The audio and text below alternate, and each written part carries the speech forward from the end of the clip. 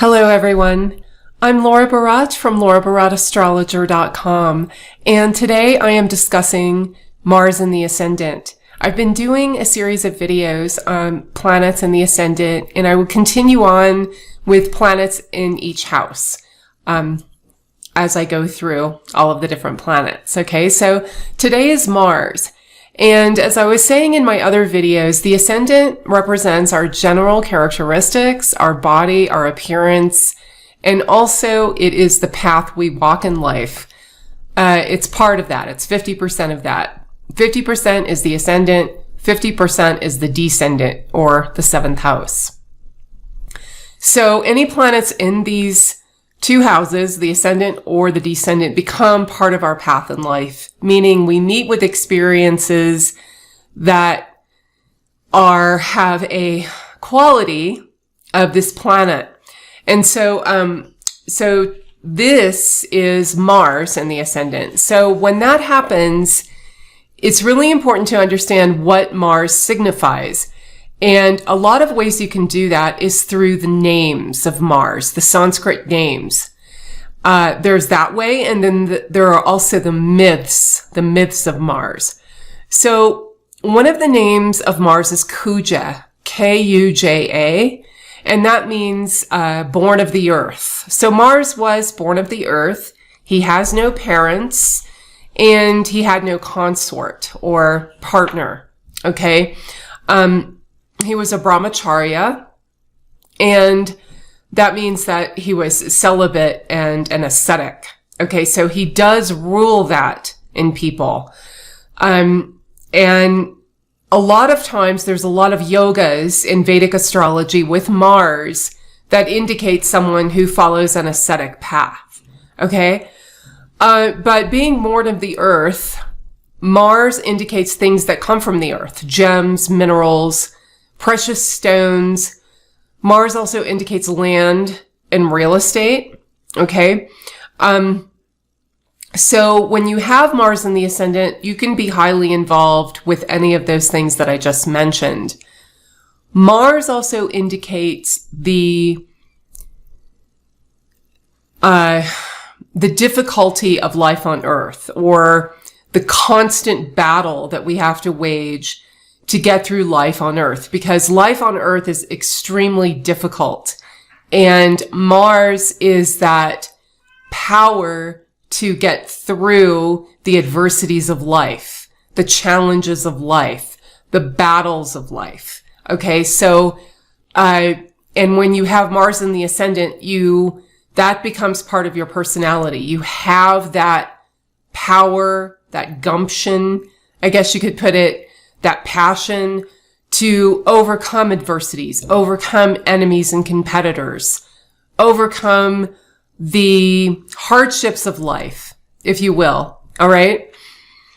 So another name for Mars is Mangala, which means lucky and auspicious. And you don't usually think of Mars as being a planet of auspiciousness or luck. But he is in the sense of the luck to survive on Earth. Did you know that 10% of wild animals in the wild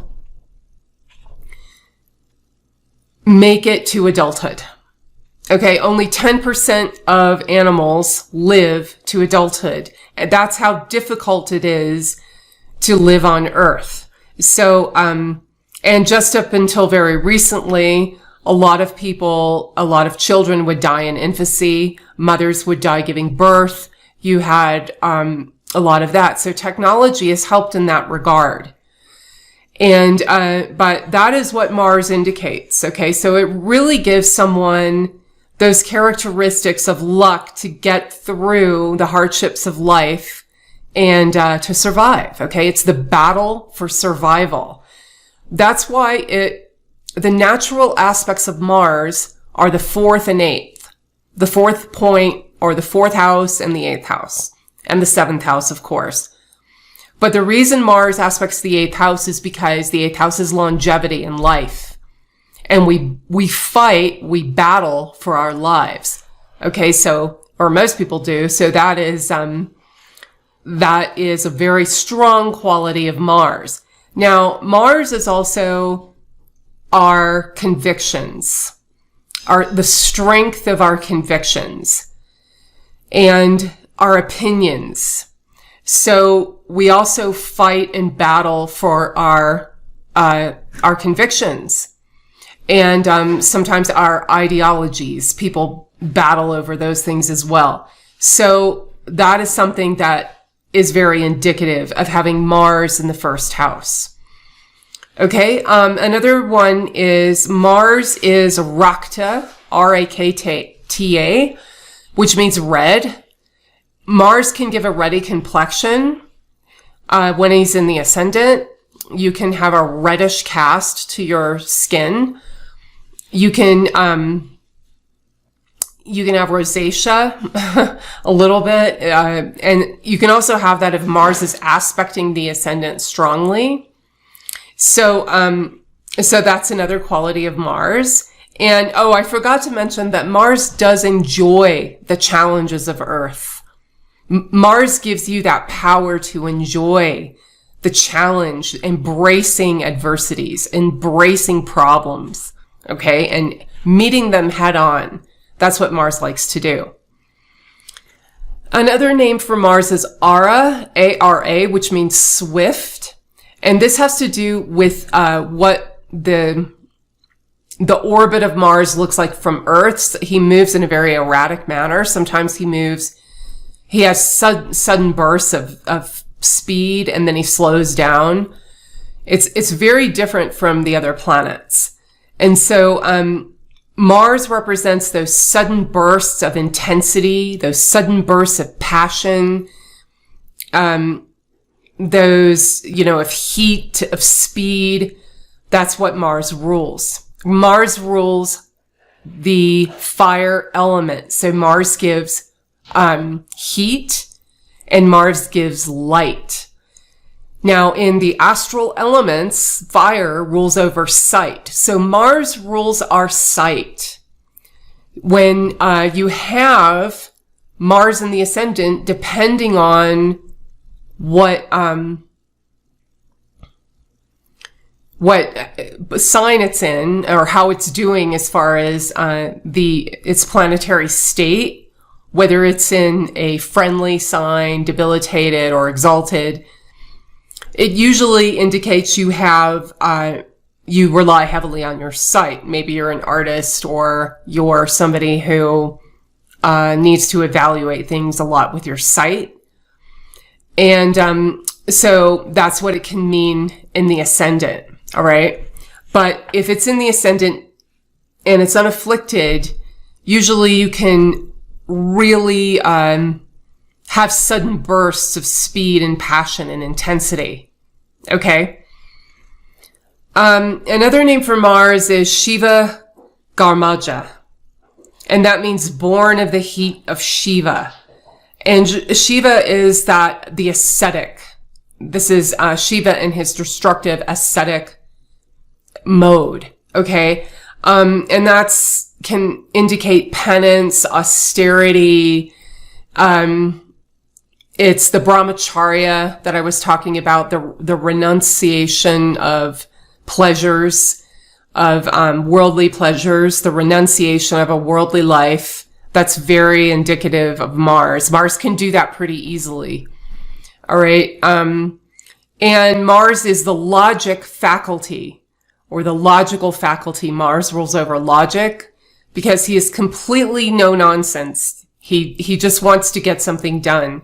And he wants to do it in the most efficient, the fastest way possible. And usually that is through logic. Okay? In other traditions, in Greece and Rome, and even, Mars was Aries. Okay? And that was basically the god of war. So Mars does rule over war, fighting, or battle. Basically, you are a person who has a general characteristic of battling to express your individuality, which is the first house. To express who you are, you're going to battle for that. Okay? Now, Mars is the struggles and the efforts to find security in a dangerous world. So when Mars is in the ascendant, we struggle and battle to have security in our body. Okay. That they can be health conscious people or people who, like to stay on top of their physical strength, their stamina, and, their robustness. So, it's a nice planet to have in the ascendant for health. Okay. Now, Mars also rules Sattvam, which is the strength with which one lives his convictions and disciplines training. It's a strength of character. If we live our convictions in a way that we don't deviate just because we need to compromise, or we are we want to get something from life that maybe we shouldn't have, or we want to go against our beliefs to satisfy some deep craving or need that really is egocentric, Mars will put up a moral battle for the person when it is in the ascendant to do that. Okay? So Mars, the Sun, Moon, Mars, and Rahu are the planets in Vedic astrology that have full para Atman, or meaning they have full God consciousness. They have no jiva consciousness. These are the planets, the Sun, Moon, Mars, and Rahu, that push us to completely destroy the negative ego or egocentric tendencies that are harmful, which is a different part of the ego than staying alive, which is also part of the ego. But it's basically based on faulty ideas of what we think we need in our life to be happy. And those planets, Sun, Moon, Mars, and Rahu, when they are emphasized in the chart, the person will go through life experiences that gets them closer to the para Atman, or God, as other people call it. So it's very much a cleansing planet. It's a planet that will give some cruel experiences, but it does it in order to elevate our consciousness. Okay. Now, Mars influencing the ascendant causes struggle and striving, again, to express the individuality. All right. Now, Mars, as I said, rules real estate. It rules heat and light. It rules, so the person can be, like I said, relying on their sight, but they can also be involved with real estate types of things. They can be involved with athleticism, because Mars does rule athletes, but not in the sense that we think that Mars rules strength. That's not it. It rules strength of character. It rules the discipline and the passion behind the training and apprenticeship to perfect whatever it is that we need to do. Okay. It rules that strong willpower. Mars is the overseer or the general in the army in the planetary kingdom. So Mars being the willpower, is really going to push for whatever it is the person wants. Okay. They will go after what they want. Wherever Mars is, we generally do not,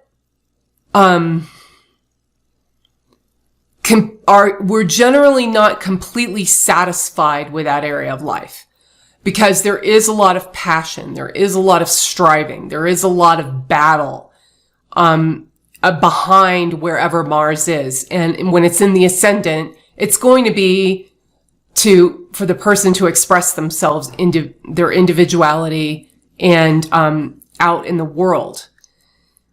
And it can also have to do with health in the body. So a person with Mars in the Ascendant never really feels completely satisfied with that part of their lives unless Mars is with Venus.